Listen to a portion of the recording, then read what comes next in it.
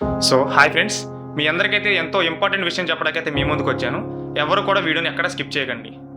Corona అనే పదం వింటేనే మన వెన్నులో వణుకు పుట్టేది. అలాంటిది ఇప్పుడిప్పుడే కరోనా నుంచి అందరూ బయటపడుతున్నారు. సో మళ్ళీ 5 సంవత్సరాల తర్వాత అందరినీ భయపెడుతూ హెచ్ఎంపివి హ్యూమన్ మెటాన్యూమో వైరస్ అనేది చైనాలో స్టార్ట్ అయింది. ప్రజెంట్ అయితే అది డిసెంబర్ 24, 2024లో 14 సంవత్సరాల పిల్లకి వచ్చింది. ప్రజెంట్ అయితే ఇప్పుడు చైనాలో 175 మంది ఈ హెచ్ఎంపి యొక్క వైరస్ సోకి చనిపోయారు. అయితే దీనంతకంటే చాలా ఇంపార్టెంట్ విషయం ఏదో మీకు చెప్పబోతున్నాను.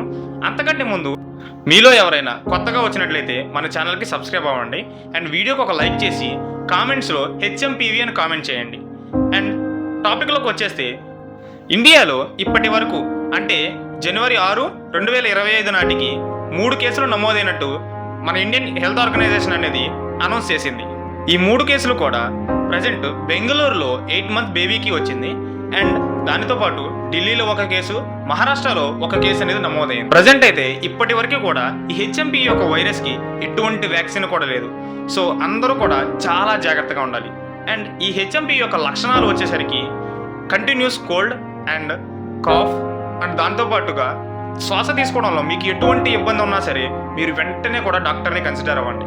ఎందుకంటే ఇవన్నీ కూడా హెచ్ఎంపి యొక్క లక్షణాల కింద WHO నమోదు చేస్తుంది. వెళ్ళిపోయే ముందు ఒక చిన్న రిక్వెస్ట్, దయచేసి అందరూ కూడా సోషల్ డిస్టెన్స్ పాటించండి అండ్ అందరూ కూడా మాస్కులు వేసుకోండి. దీని ద్వారా హెచ్ఎంపివికి చాలా దూరంగా ఉండొచ్చు. Thank you.